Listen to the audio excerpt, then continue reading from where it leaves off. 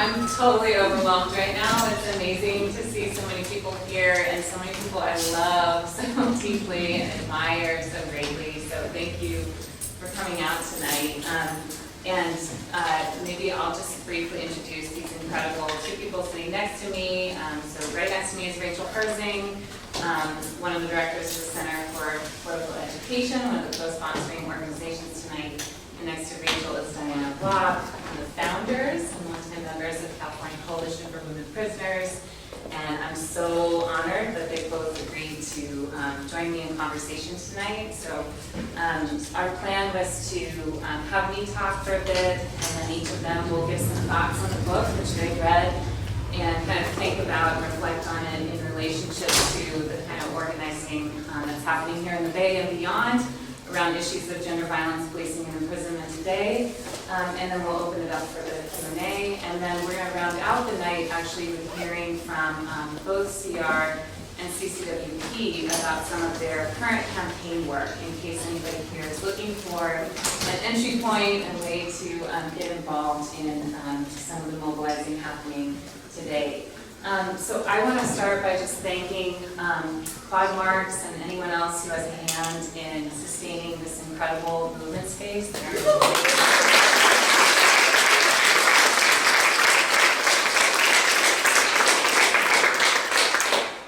This book was once a dissertation, and that dissertation was written when I lived here in the Bay Area. So that means a couple things. One, lots of people in this room know how long it's taken me. And it also means that there are a lot of people here in the room who have really shaped my thinking in profound ways, and a lot of organizations represented here tonight who have shaped my thinking and pushed my thinking. And so to start with, I want to thank again the Center for Political Education for co-sponsoring, California Coalition for Women Prisoners, Critical Resistance. I also want to acknowledge Survived and Punished, which is not an official co-sponsor tonight, but they definitely helped get the word out. You might have learned about the event through their kind of incredible social media presence, and that's another organization I've learned a tremendous amount from. The Freedom Archives are right upstairs. If you haven't been to that space, I highly recommend it. And I was a volunteer there when I lived here in the Bay Area and got to spend lots of time with Claude. But also, as you'll see tonight, from some of the images I'll share from the book, I did some research in the archives, and that was a really meaningful part of recovering some of this history that the book shares. And then, last but not least, I want to acknowledge the Catalyst Project, which is also just upstairs, another organization that just was a really important part of my own political life here in the Bay Area, so thanks to people here from Catalyst. Thank you to Diana, and thanks to everybody here tonight. Oh, okay. So all our trials is a book about grassroots feminist organizing and the politics of violence, safety, criminalization, and imprisonment in the 1970s. And it places women's prisons and criminalized women at the center of a history of feminist anti-violence activism. It traces the emergence and influence of a strand of feminist activism that focused on the connections between interpersonal violence against women and the racial and gender violence of systems of policing and imprisonment. And they show how this activist current took shape through alliance building across prison walls and through coalition building across struggles for racial and economic justice, prisoners and psychiatric patients' rights, and gender and sexual liberation. And the mobilizations explored in the book foregrounded violence against Black, Brown, and Indigenous women, poor and working class women, gender and sexual outsiders of all kinds, and those labeled criminal, crazy, or mad.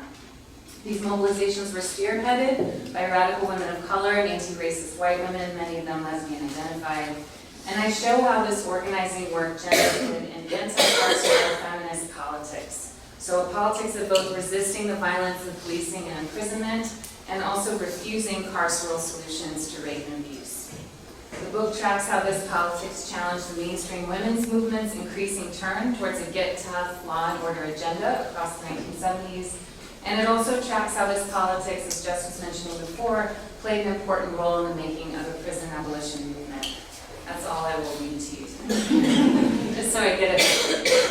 So what I wanted to do tonight is give you a little bit of a sense of how I came to write this book, and then share a few of the activist formations from the chapters in the book. I really appreciated the table of contents being read, and I'm really looking forward to the conversation. So I initially became interested in the topic of this book 20 years ago now, when I joined an organization in Seattle, Washington called Communities Against Rape and Abuse, or CARA for short. CARA was a multiracial feminist organization, Black feminist-led, queer majority organization that was sort of growing out of the ashes of one of the oldest rape crisis centers in the country, Seattle Rape Relief, which closed its doors in 1999. And some of the former volunteers from Rape Relief wanted to build something new. They had a really unique opportunity where they kind of got this pot of money that was sitting there ready to be allocated to Rape Relief, and they ran with it. And went about trying to, I forgot Valencia Street and essentially, CARA was trying to figure out what it would look like to center community organizing and approach to gender violence, and how to kind of prioritize different kinds of constituencies that were least likely to access mainstream sexual assault services that were based in local hospitals or local police departments, in the DA's office, etc. And CARA was part of a number of groups around the country that formed in the late 90s that were increasingly brought together through Insight, Women of Color Against Violence, that was mentioned earlier.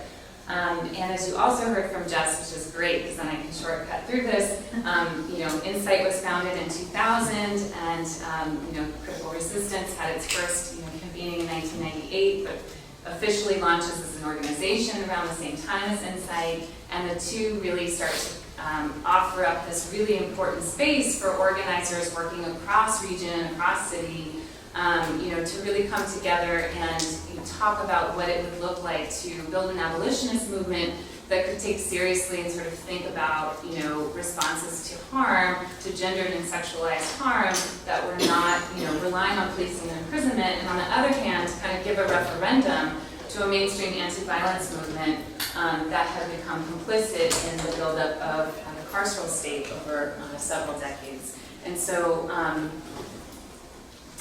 let's see. Oh wait. There we go. So this is actually the poster version of the statement that Jess already mentioned, the Insight and CR statement on gender violence and the prison industrial complex. I think Elisa Vieria designed this poster, but I'm not entirely sure. And it's downloadable online, and it's wonderful to hear that it's being republished this year. And so this statement was, a kind of beacon for a lot of us, and a way to sort of steer us. And so I bring this up tonight because it's important to me to acknowledge that it was this collective social movement context that was really the space in which I started to become interested in this history at all, and in the sort of work of trying to archive resistance to the carceral state in the 1970s. And so, for me, what I was interested in trying to understand was, why and how had what we now call sort of carceral feminism, how had this kind of come to win out over other kinds of alternatives, and what kinds of ideas and practices had sort of taken shape in the shadows, right, of this making of a kind of law and order friendly feminism. And so I took those questions to graduate school, and when I was in graduate school, I had the chance to sort of read existing social movement histories and studies, and I also, as I was just getting started in the archives and working on the project, a few really great books came out that really did the important work of sort of tracing the making of carceral feminism. And so, these books were, and the one I most recommend would be Beth Ritchie's book, Arrested Justice, a wonderful book that traces what she calls how we won the mainstream and lost the movement, is how she talks about feminist anti-violence work from the 70s to really the 90s.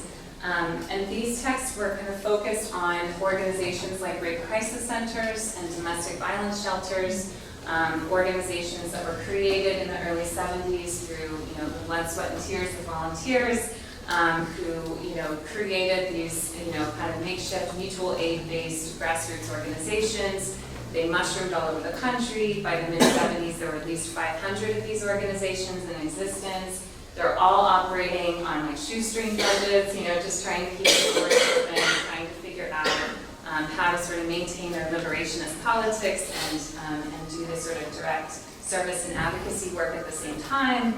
And they needed funding to stay open, and the main source of funding in the 70s, when the social welfare state is like shrinking and shrinking and shrinking, and the carceral state is growing and growing and growing, was the Law Enforcement Assistance Administration, or the LEA, which was this kind of sprawling federal agency that had been created in 1968 through a massive crime bill.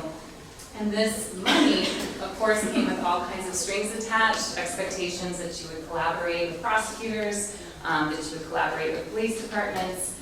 And so this was, the beginning of this sort of making of, again, a kind of carceral feminist politics, was sort of in this stance around how to negotiate taking money from the state and what the different costs and limitations were of doing that. And as people like Elizabeth Hinton have shown, who wrote a really wonderful book that came out a couple of years ago, From the War on Poverty to the War on Crime, that I highly recommend. The LEAA was really a super powerful organization in helping to kind of lay the foundation for the expansion of policing of all kinds in the late 60s and throughout the 70s. So even though we don't see the kind of prison boom in significant numbers until the 80s, the kind of building of the capacity of the state to build and fill prisons into the 80s and 90s is really sort of laid in the making of this policing infrastructure earlier on. And so, one of the kind of key things that we see in this period of time is, push, for example, for mandatory arrest policies for domestic violence. So the idea that police come and they have to arrest someone. So oftentimes they're then maybe arresting both parties. Or the ways in which, feminists, some liberal feminists were sort of adopting the rhetoric of waging a gender war, sort of lending itself nicely to kind of the rhetoric of the war on crime at the time. And so then we see how this kind of orientation gets even more entrenched in 1994. When presidential hopeful Joe Biden authors the Violence Against Women Act, which is attached to one of the biggest, most devastating crime bills in U.S. history. Sinks billions into prison construction, puts hundreds of thousands of new police officers on the street. And, its sort of kinder, gentler rider is the Violence Against Women Act. And so it's this incredibly contradictory victory. Feminist victory is the first sort of federal legislation that offers tons and tons of money, for domestic and sexual violence services, but something only like 10% of those monies then and now actually go to survivor-centered services, as opposed to funding, these different kinds of partnerships and alliances with criminal justice agencies. And so for me, these accounts of carceral feminism, the making of carceral feminism, were incredibly important and influential, but at the same time, I was really interested in the pushback and the fight back. I wanted to know what the mess had been, because it seemed like, as an organizer, I figured it must have been messier than that. And so I was interested in what kinds of, alternative, visions or strategies had kind of gone by the wayside, or, what had happened, what kinds of lives those had led. And then, of course, at the same time, a lot of histories of feminism in the 70s, women's prisons were kind of nowhere to be found on the geography of those histories. And then a lot of histories of prisoner radicalism in the 70s also didn't tend to focus on women's prisons, right, as a space. And so I was really interested in learning more about what had been happening in and around women's prisons in that period of time. And I was also interested in how prison activists then, if they had, and how they had, sort of engaged the rhetoric of violence against women, which was only kind of getting off the ground in the 70s, and how they had sort of come to relate to the rape crisis movement, battered women's shelter movement, and how they had also participated in a kind of larger prison movement of the period. So the book really shifts to look at these spaces outside of the Rape Crisis Center and domestic violence shelter movements. It kind of shifts to the edges of this mainstream anti-violence movement to look at prisoner defense campaigns, organizing inside and outside of women's prisons, different kinds of multi-issue coalitions in various cities, and also radical print culture that was sort of moving in and out of women's prisons. And really the book argues that the process of the co-optation of feminism was really messy, was really contested, there was tons of pushback, and that it not only was just resisted, but it also helped to kind of spark and fuel the kind of beginnings of an abolitionist feminist or anti-carceral feminist kind of politics in this period. So I wanted to tell you about 3 different dimensions of anti-carceral feminist politics in the book. The first kind of key one would be participatory defense. So, I look at the campaigns that centered criminalized domestic and sexual violence survivors, particularly women of color, and the ways in which they played this really kind of catalyzing role for this politics that was sort of thinking about both state violence and interpersonal violence. And one of the most well-known cases that the book talks about is the a movement to free Joanne Little, pictured there on the left, which Jess already mentioned. And I'm going to, not do all the work that I would love to do, because we'd be here all night, to kind of really talk about and give what each of these cases deserve, the kind of, details and the sort of individual trajectories of these campaigns. But the short story here is that Joanne Little was in prison in North Carolina. She was 20 years old, and an older white male jailer sexually assaulted her, and she was able to sort of gain control of the weapon he was using to threaten her with, stabbed him. That ended up being fatal. She fled that jail. A whole series of events happened.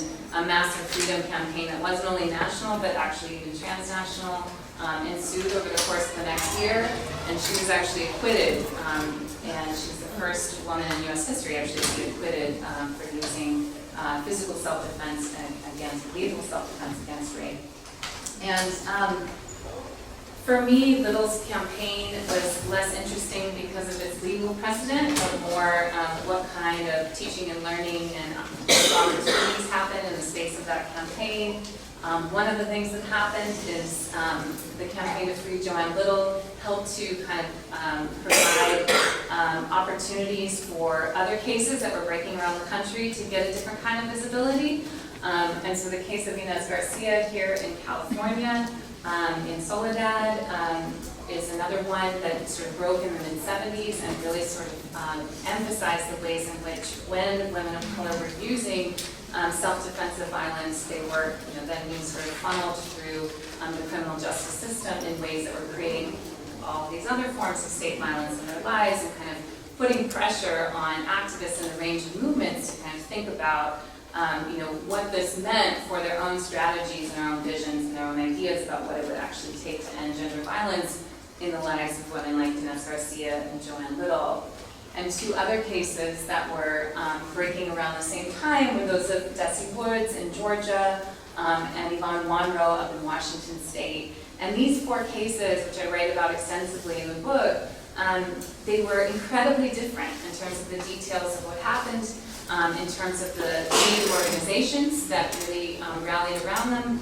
And yet, because of the labor of radical women of color and some anti-racist white women in a range of places, to link these cases, both in really practical ways, and these 4 people linked to one another. They would go and speak at each other's solidarity rallies. If somebody was out on bail, they're out there sort of stumping for Inez Garcia. Joanne Little's out on bail, and vice versa. So there's this solidarity that's built between these 4 women.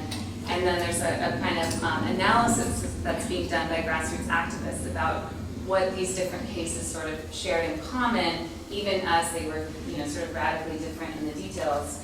And so one of the key things that, and this is just, I had to include this, so this is by Juana Alicia, local muralista. And when I contacted her about this, she said, oh my God, I didn't even remember that I'd done this drawing. So this is in the book, and which I'm so honored and pleased about. And so just to give you an example of, the kind of visual culture of the time that was really linking these cases to one another. But one of the key things that I write about in the book is the fact that these 4 cases especially put a lot of pressure on, who could sort of count as a political prisoner, because they really sort of raised the question of what counted as political resistance. Only Desi Woods of the 4 had previously been involved in radical movements or progressive movements. but all four sort of talked about the ways in which the process of their freedom campaigns really politicized them, that they sort of came into radical organizing themselves to varying degrees, and so this sort of rethinking of the boundaries of political prisoners is key. Another really powerful thing that happened in several places, especially in North Carolina, is that sometimes these defense campaigns help to bring a number of people into prison work for the first time. So, hearing Joanne Little's story, learning the details of her story, actually brought a range of local black and white women activists into the women's prison in Raleigh, North Carolina, which is pictured here, images from the Freedom Archives, thank you. And so this kind of moment here, this sort of inside-outside organizing that happened through a group called Action for Forgotten Women, was founded just a couple of months after Joanne Little surrendered. This kind of organizing also was sort of deeply connected to and inspired by these defense campaigns. And then in the third chapter of the book, where I look specifically at radical print culture, one of the things that I try to show there is how women's prison newsletters like these two, this one out of Brooklyn and this one out of Seattle, these newsletters also became this really powerful place where you can see, dozens upon dozens of local defense campaigns that kind of never reached the notoriety or the cause celeb status of the four that I just told you about so briefly, but that there was this whole world of local defense committee organizing on behalf of criminalized domestic and sexual violence survivors in the 70s that you can sort of, glimpse through these publications in a way that's otherwise sort of hard to get at. And then, of course, there's so much resonance, right, with the ways in which participatory defense organizing today also continues to fuel these critiques of a crime control response to gender violence, and that when you put criminalized people at the center, then the idea of a kind of tough on crime approach to gender violence or interpersonal violence of any kind becomes a contradiction, right? It falls apart. So the second kind of key dimension of anti-carceral feminist politics that the book explores is the way in which organizations like Action for Forgotten Women and others really used the language of violence against women to actually frame imprisonment itself as a form of gender violence. So kind of seizing on that rhetoric and the opportunity of it being really up for grabs in the 70s to make it speak to the violence of imprisonment and policing. So one of the organizations I focus on in chapter 2 of the book, the Coalition to Stop Institutional Violence, which was formed in Boston in the mid-70s, is this really interesting group that really brought together, Boston, Greater Boston was, a major hub for the sort of mental patients liberation front organizing in the period and the psychiatric survivors movement. It also had a really robust prison abolitionist culture, and it also had this really strong, sort of battered women's, feminist health, anti-rape crisis movement, kind of culture, and all of these different organizations, along with sex workers' rights groups, and folks doing economic justice work, all came together in this coalition to challenge these kind of locked behavior modification units that were being proposed for so-called violent women prisoners, aka unruly dissident women prisoners, to be kind of funneled from the state's women's prison into these sort of massive state mental hospitals.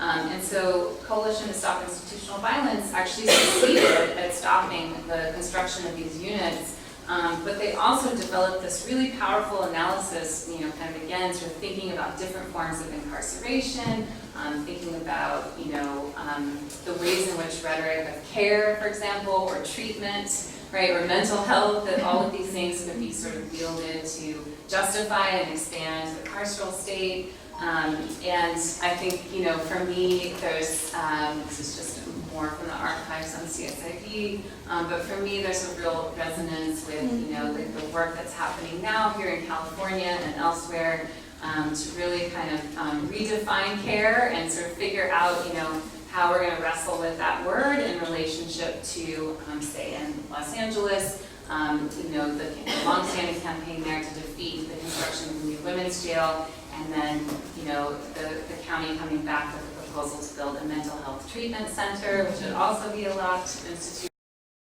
I think for me, CSIV, or Coalition to Stop Institutional Violence, has a lot of sort of resonance and echo to the kind of fights that we're all engaged in today. And then the last thing I want to touch on briefly is that, you know, for folks who were involved in organizing, you know, inside and outside of women's prisons, and for folks involved in defense campaign work, this led this group of organizers, again, sort of scattered around the country, to, you know, really sort of identify the need for non-carceral approaches to interpersonal violence, both to prevention and intervention, right? And so I just wanted to share a couple.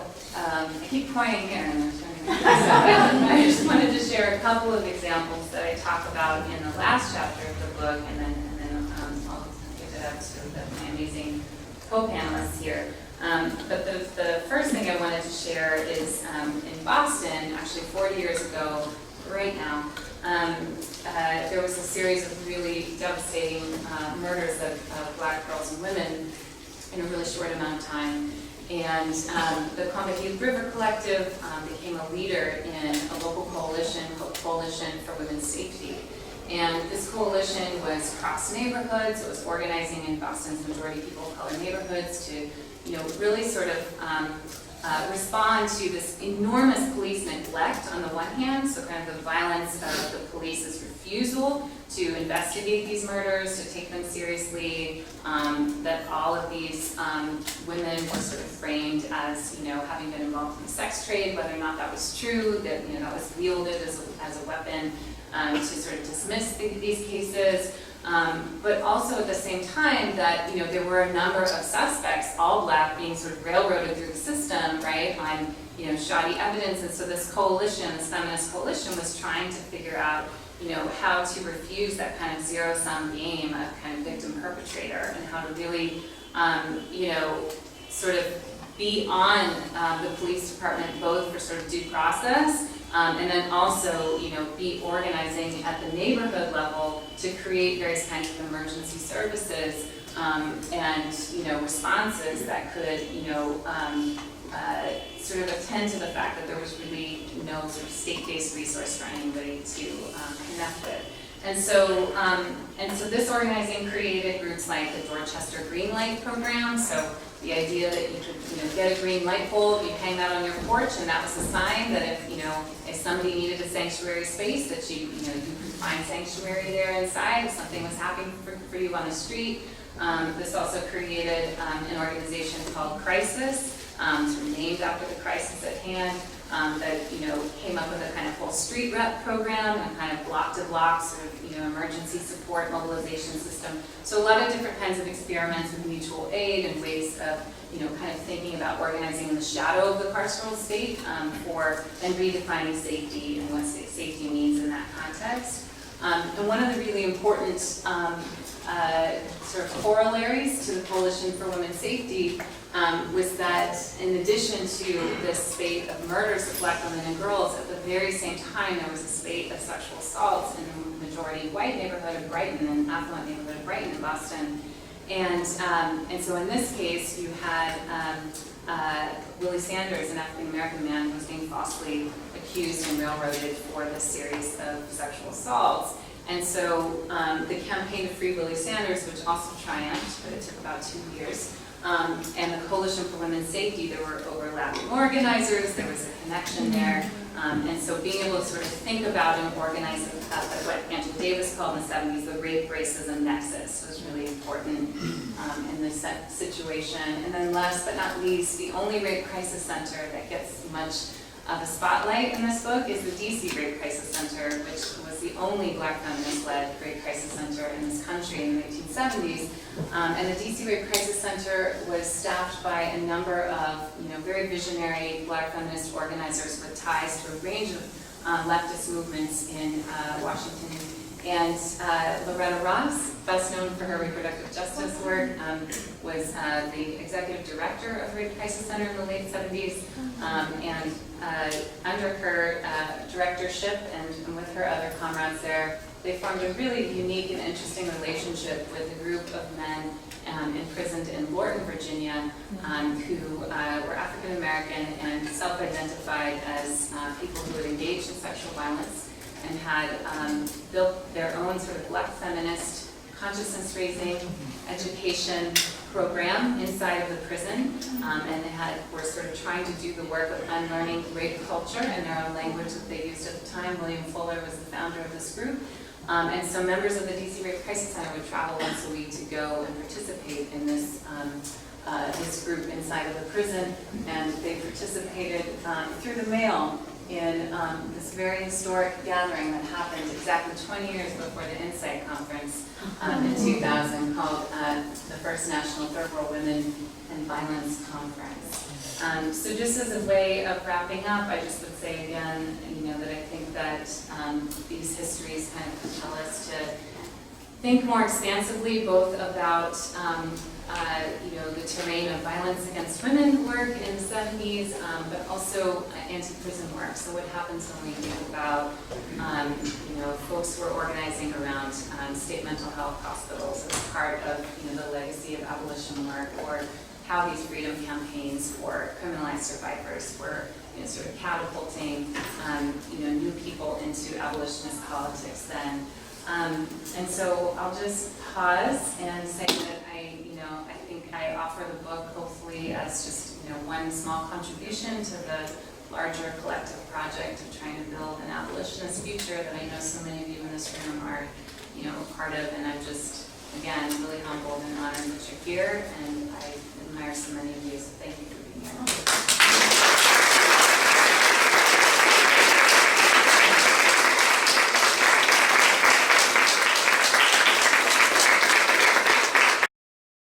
Topic that I feel like everything that Em was talking about, it took me many places. So my background intersects with this history and this book in many ways. I was one of the co-founders of San Francisco Women Against Rape back in 1973. And I also worked around the cases of Inez Garcia and Joanne Little and Desi Woods. I didn't work around Yvonne Monroe, but I did know about her case. So a lot of the history, as I'm reading it, is just amazing for many reasons, because it is really subjugated history. It is invisible. It's history that I don't even remember, really. I mean, I remember it when I, like seeing the covers of No More Cages and Through the Looking Glass. That's like this flash of recognition, because that was part of, the work we were doing. So I really, really connected to the book. And then the other thing it really made me realize in a very different way, although of course I know this on some level, is that the work that I've done with the California Coalition for Women Prisoners for the past 23 years is actually the extension of that trajectory, that trying to build an anti-carceral feminism. And, when CCWP was founded in 1995, that was an era when feminism was not even talked about. I mean, it was that backlash where people, whatever it had meant at one point in a positive way, had been wiped out. And so we didn't call ourselves feminists then. And we didn't call ourselves abolitionists at that point, but we did develop a politic and a practice. And I would stress the practice part, because I think in many ways that's the thing about, I think, women and feminism in general, is that it tends to be less ideologically developed and extended or explained. And so a lot of times the history, no one even knows that people were thinking in those ways until someone like Em comes along, and not only Em, I know there are many people who write these books, like Beth Ritchie, to uncover what has actually been happening that the people themselves have not written or collected or whatever. And so I guess I do feel, even though I know it may seem a little off topic, but there are a number of people from CCWP in the room, which I appreciate, and I won't make you all stand, that's not the point. But I do want to say that there's one person in particular who I do want to acknowledge, because she has been invisible, or almost invisible, until there was a combined campaign for many years for resisting sexual violence and being imprisoned for it, and that's Kelly Savage.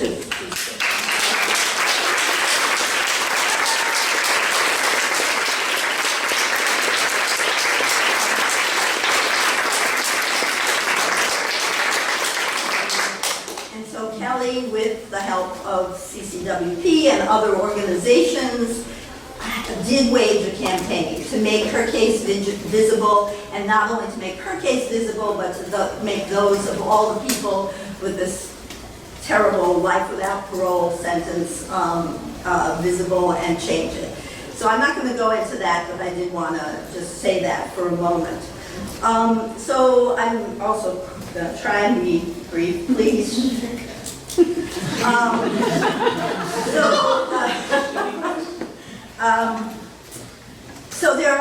So there many of the themes I feel like I looked at and read in the book, and they really resonated with the way, with stuff that we in CCWP have tried to do for many years.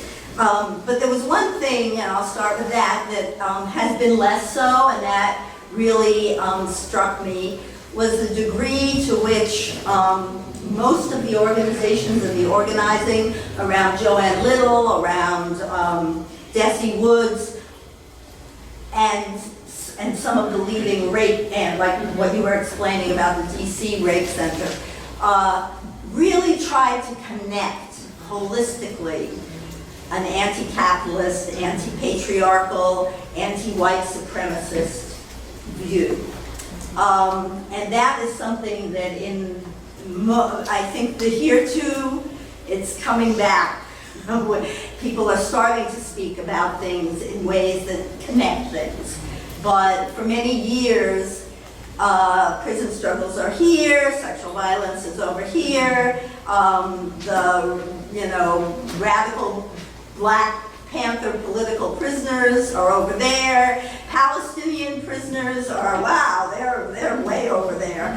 Anyway, so whereas in fact it is the global carceral regime that really is the linking dynamic. And there is actually linking resistance, but it's very invisible. So that was one thing I wanted to point out as a more different. One of the themes that I thought was really very prevalent and critical ongoing is the ways in which, as Em pointed out, it is really a struggle, the way the whole system is set up for women and trans people and gender nonconforming people to respond to sexual violence in a way that doesn't feed the carceral state. Everything is stacked against that.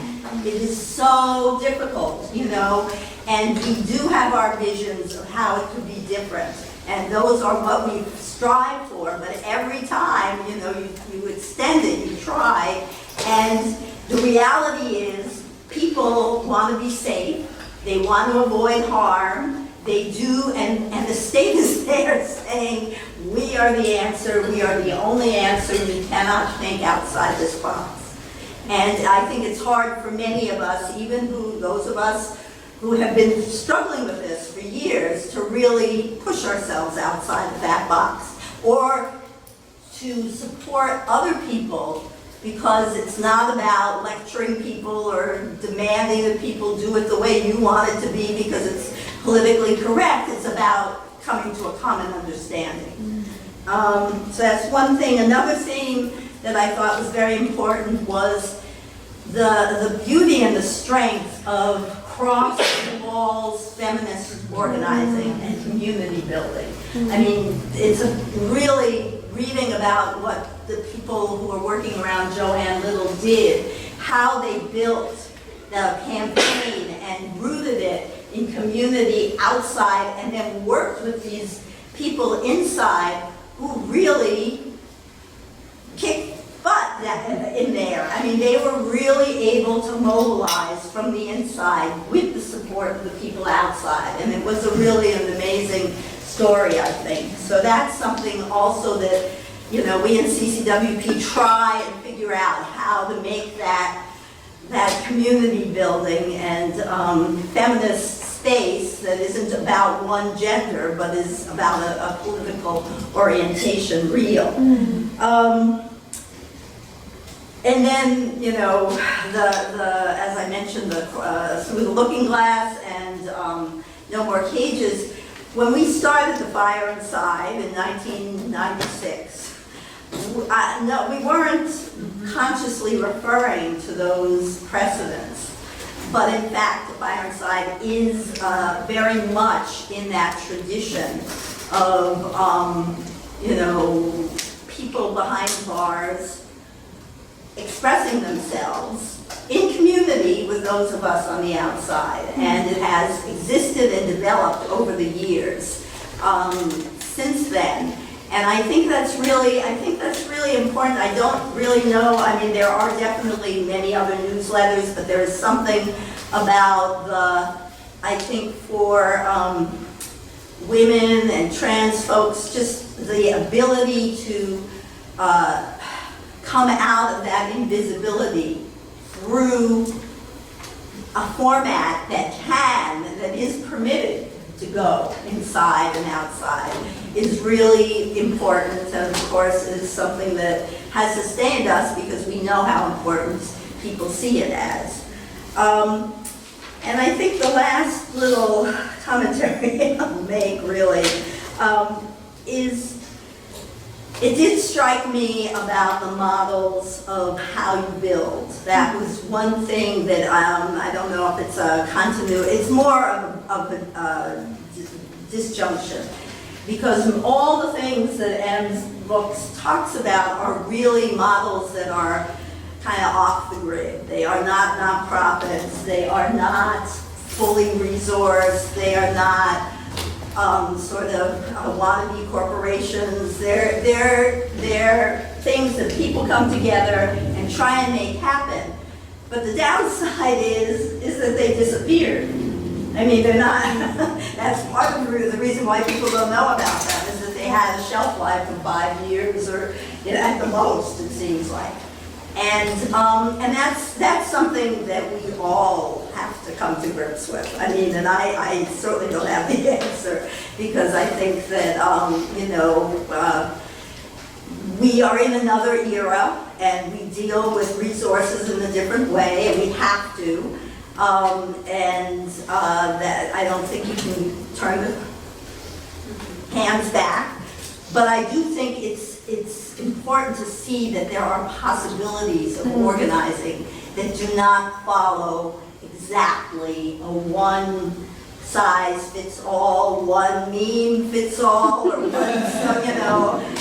And that's something we struggle with a lot in the CCWP, because we are probably one of the most or least,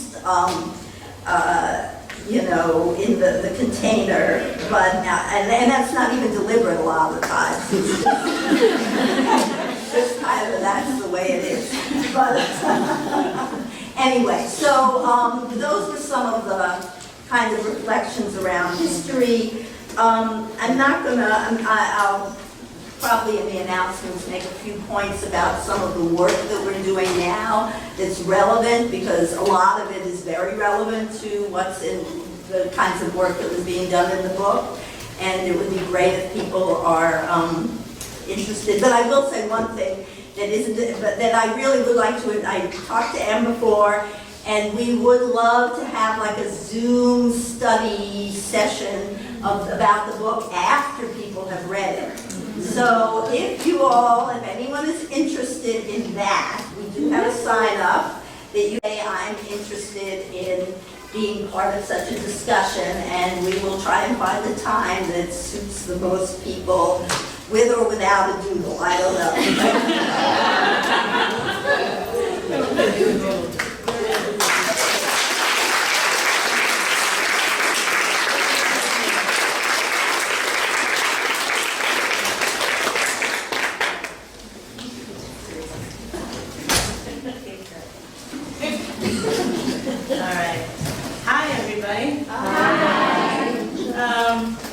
this is not the history of my life. So part of why I made Diana go first, so I could steal off of her.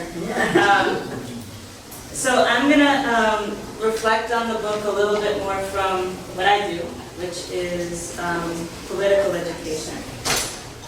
And first things first, get this book, and more importantly than that, read this book. And like put it on the shelf and be like, I went to this dope event, I heard this great person talk, and oh yeah, I should read that one day. Actually read this book. If you care about getting people out of prison, if you care about eliminating violence, this is history that is crucial, so read the damn book. And it's great. It will not be it won't be a struggle to read it. It's a great book. It's a great book.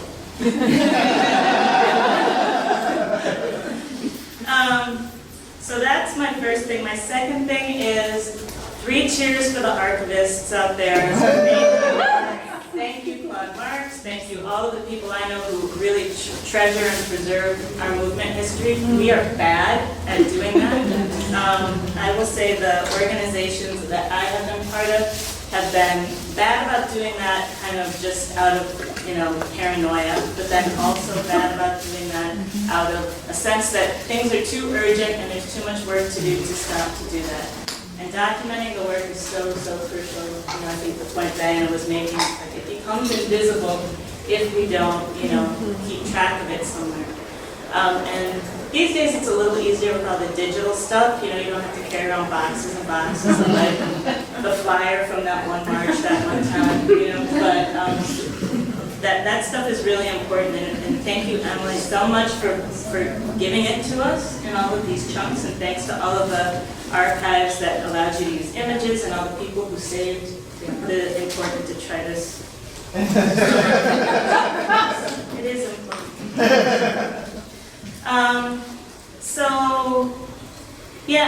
One of the main things for me that really stuck out about the book is, this importance of movement history. Because what I saw emerging when I read it were all of these strands of things that either people are acting as if they're brand new, or we're being told they're brand new, or funders would like us to pretend they're brand new, right? So things around like bail funds, for instance, or self-defense campaigns, participatory defense, defense for survivors of violence, fighting mental health abuse. And a book like this really helps us understand how the system has evolved, how the people who have an investment in maintaining the systems as they are have evolved and shifted and changed in response to pressure from grassroots movements. But they also help us see, what are some lessons that we can learn, things that are good to repeat, things that maybe not so good to repeat, things that we don't have to try to convince ourselves are new and shiny, but can just be like, that's the shit we do, that's the good stuff to do. Can you speak out, please? I will try, yes. Sorry, Charlie. So then there's also the tension that I think, Diana, you started getting into a bit, but was really has been striking to me around developing extra status responses when the state fails to provide what's necessary or to even respond at all to what's necessary for us to stay alive and well. The tension between that and then compelling the state to adapt it to what's actually required of us, right? And so, I'm a person who spent a lot of years talking about community-based alternatives to imprisonment and policing, and I still think those are important. But I feel like they've become romanticized a little bit, so people are just like, alternatives, right? And I think we've ceded a whole lot of territory, to the state, let the state off the hook for actually providing us things like decent, affordable housing, and after-school programming and quality education, and access to meaningful work, right? And the more that we, and safety, and not, which is not a new pitch for me that cops will keep us safe. That's not what you were hearing. But I think it is also, unrealistic to imagine that our neighbors and our friends should be required, or the obligation should be solely on us to maintain the health and well-being of everybody around us. And the more that we're like, well, we'll just take that into the community without making any demands of the state, I think the more we undo ourselves in that way. And so, I mean, it's a different set of stories in the book, but I mean, it's really interesting because I think what you show really well, Emily, is that kind of the way that people are trying to, you know, think about, well, we're not being responded to and nobody's acting as if it's worth us being alive, right? So why should we go to them? And then at the same time, really try to put pressure in some ways, you know, and I think the Boston story is really, really powerful in that way, kind of who gets lined up to do what roles. It's also a beautiful chapter if you care about coalitions, which everybody should care about, I think. But then, you know, the co-optation that happens of the people who reach out, you know, to try to make demands of the state. And that's real. And so I'm not advocating necessarily for one or the other. What I'm saying is it's a tension that I still see operating in our movements that we have not resolved. And I don't know that we're moving in a direction of resolving it in a way that makes good sense to me. If somebody knows something else, you should speak up. And you know, it was interesting, particularly the DC Rape Crisis Center, I think is a really interesting example because, you know, they were advocating very radical positions around abolition at the same time that they had made a commitment to supporting people who wanted to use, you know, criminal legal remedies, right? So they said, we won't say no, right? And we still hold this position. And they didn't see those as an irreconcilable place to be operating from. I think it's an interesting tension. You know, one thing that stood out to me, which probably won't surprise any of you, was the role of political education in building and sustaining campaigns. And I feel like you did a beautiful job of talking about how central it was to all of these different efforts. And I think that's particularly true in the campaigns, you know, so many of the campaigns that you detail involve new ways of thinking about issues or, you know, are forged through new alliances, people who haven't worked together before, or involve new language. And I'm wondering maybe if you can talk a little bit more about that and some, you know, when I shut up, to be, you know, to tell us a little bit more about some of the roles that political education did play, because I think that was really interesting to me. And, you know, in that same vein, I appreciated the attention that you paid to the publications that helped drive those efforts too. And I was thinking tonight in this context, particularly about the Fire Inside and the Abolitionist and the important work that those two publications have done. And I know lots of people in this room have worked on one or more of those publications. I see you all, designers and translators and writers and deliverers and people who edit stories and all kinds of things. And, you know, I also think that statements like the Combahee River collective statement that you weave in so well to the kind of political activity in Boston at the time, but also thinking about like the critical resistance inside statement. And really what that did for those of us who were in those organizations at the time, it was really, really crucial. I was not involved in writing that statement, but my work was deeply transformed by the commitment that we made to taking up the values of that statement. And so I think, you know, sometimes we get a little, we act as if political education is extra, you know, like these things are extra. And it's like, no, they really are about developing our politics. They really are about articulating what we want for ourselves, which I think then hopefully is driving the sound strategy as well. And in a similar vein, you know, I was really, really struck by the importance of third worldist anti-imperialist lenses as you described them. And I knew that for some of those situations, but not kind of how deeply that ran throughout all of these examples. And I see a real deficit in today's organizing, particularly anti-prison organizing, around that analysis. And I feel like we've really lost a lot of sharpness around that, and I think it's a problem. And I think when we fail, you know, to have a sharp analysis around like kind of how U.S. imprisonment is connected to U.S. imperialism, war-making, xenophobia, occupation, that we lose track of kind of the role that imprisonment also plays here at home.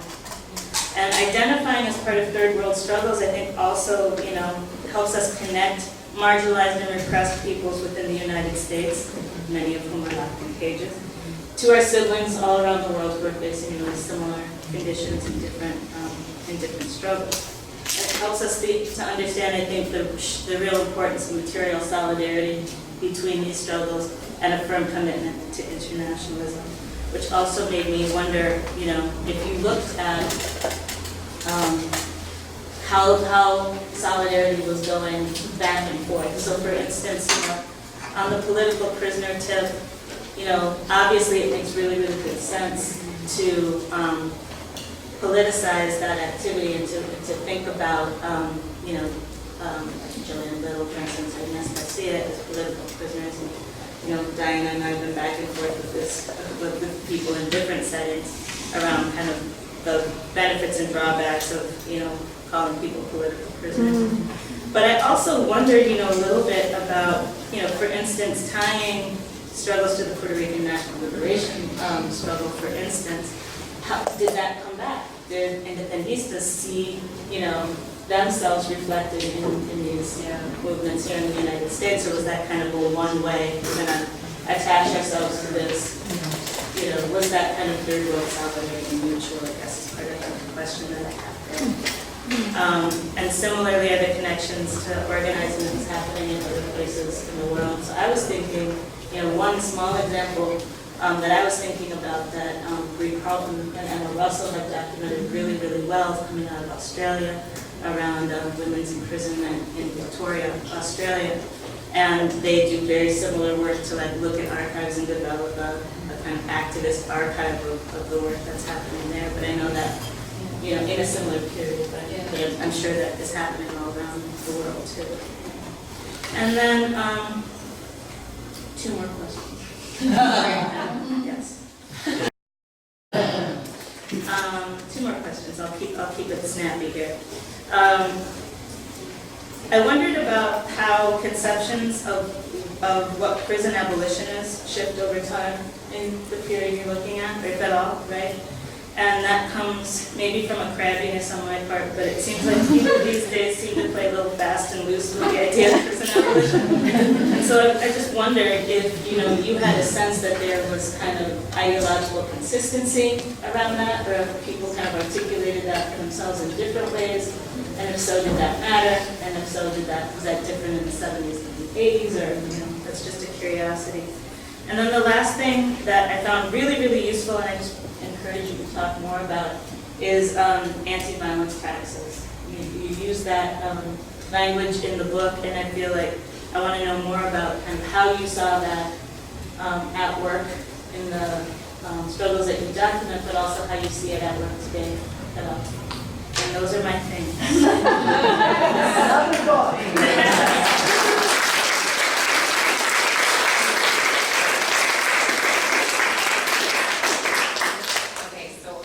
I'll keep it a little snappy too. I'm keeping track of time. Okay, great. Thank you so much, both of you. That was really amazing to hear your reflections and questions.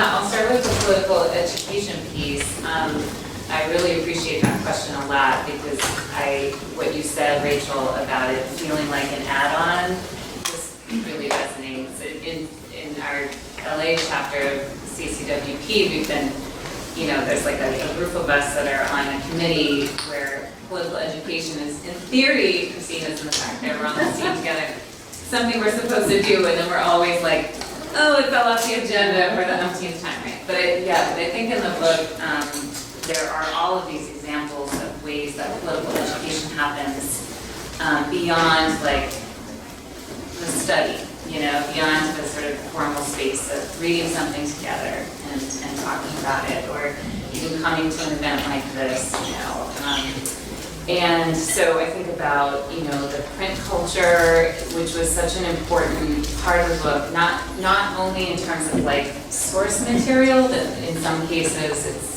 some of the only surviving shards, to kind of get at everyday people who weren't classified or thought of as political prisoners, who were incarcerated in that period, and, to really kind of look at some of their communiques and letters as part of an intellectual history, of the carceral state. And so I think that's key. So the kind of work of reading, these publications as political education. And because the publications were also a genre of organizing, right? Actually making them is a kind of collective action, and so it's not a separate piece of it. It's the only way that people can actually get work done too, is to communicate through these publications. So, because of the rules that restrict communication between institutions, the newsletter became this third party, so that people inside could say, oh yeah, we're dealing with this thing over here in, Philadelphia that sounds a whole lot like what's going on over there in Washington, and, and just comparing and contrasting different conditions of confinement, and, sharing strategies and reprinting, some of the work that's sort of smuggled out of the prisons that can be then sort of replicated. I mean, the meme comment you made, Diana, it's on point, right? Because I think there is a way that the defense campaign can be a kind of meme, and then in the 70s, not just now. And then I think this other piece about, just sort of seeing the circulatory paths of these publications, and then the actual conversations that are staged inside of them as a kind of political education that's translocal, right? It's not just sort of happening in a particular space. And then, in terms of defense campaigns, I think about those as being self-defense classrooms, right? Because, that we're teaching these other lessons, right? Which is hence the title of the chapter. But because in order to, get somebody to wear a button or pick up a pamphlet or give money to the bail fund, you have to sort of do political education through storytelling, right? So even though there weren't, more than say maybe a few hundred people who you can talk about as being core organizers with the little campaign, people who actually were members of defense committees in a range of different cities, let's say, so many thousands of people had to learn something of the details of her story and do some kind of sense-making about that, through the process of this enormous amount of money that was fundraised to, bail her out and allow her to speak for herself in the months leading up to the trial. And so, just seeing and being able to track a bit, this gets to your other question from a different angle about change over time. Being able to see the ways in which organizers were changing their minds through their participation in these campaigns about their anti-violence praxis, right? So for those who were coming into those campaigns through being politicized around sexual violence, but not around prisons initially, right? It starts to really transform how they are thinking about, analyzing, languaging, and practicing, anti-violence work. And so that's what the book is trying to kind of, be able to chart. I don't have a lot to say. It's a real limitation of the book. I think, that's a wonderful question about whether the international solidarity is more rhetorical than and less mutual, that kind of thing. And what I can say is that the print culture in the book, not just the newsletters that were focused on women's prisons, but I also write a bit about the Third World Women's Alliance publication, Triple Jeopardy. I think you see in a lot of this anti-racist, anti-imperialist, feminist print culture, you see coverage, you see, you see a kind of global consciousness, but I don't know the answer to that question. I mean, I think there are moments when you see these points of contact when Puerto Rican independentista like Lolita Lebron is incarcerated with Assata Shakur, at Alderson, and they're there when the Coalition to Stop Institutional Violence has signed on to this, campaign to shut down the behavior modification unit there at Alderson. So you see these different moments of contact and and ways in which individual people are sort of stitching together through their relationships they're building with each other, you know, a web, but I don't know the answer to that, and I wish I did. So I want to say one thing about that international piece, just one, because I recently went to a conference in South Africa that had to do with South Africa and Palestine, and in preparation for that, I did look at some of the materials in Freedom Archives, another pitch, but it's true, that had to do with women's prison struggles in South Africa. And there was really a very interesting, I mean, I can't, it's not that they said, didn't refer to Joanne Little. I mean, I think there are many references to Angela Davis throughout, and I mean, we all know that. She was someone who transcended many borders. But the framing and the way in which those newsletters were written by the South African women's movement in that day were very, very similar to then reading the examples. So I think there was a lot of cross, I don't know, fertilization is a terrible word, I don't like it. I like it, but cross-nourishment in that era that would be a really interesting subject for another. For your next book. Yes. Just turn it up. Are you kidding? Do you know me at all? Thank you, Diana. I should have actually said, Diana, would you like to? No, I didn't. Thank you. It is very interesting. Maybe I'll just grab one more here. How is abolition actually being conceived and how did it change over time? You know, I think that the choice they made to go with anti-carceral feminism instead of, you know, abolition feminism was to have a bigger bucket, because there are plenty of people in this book and organizations in this book that you can't really say had an abolitionist politic. Though I think their organizing contributed to the making of one, right? And I think that's important. But a group like the Coalition to Stop Institutional Violence, for example, I think that's a really good, you know, sort of moment in the book where you can really sort of see how through the process of building a really eclectic alliance, that again, people are, they're changing their mind, they're deepening their politics, they're coming through that campaign thinking in new ways, and I think specifically there that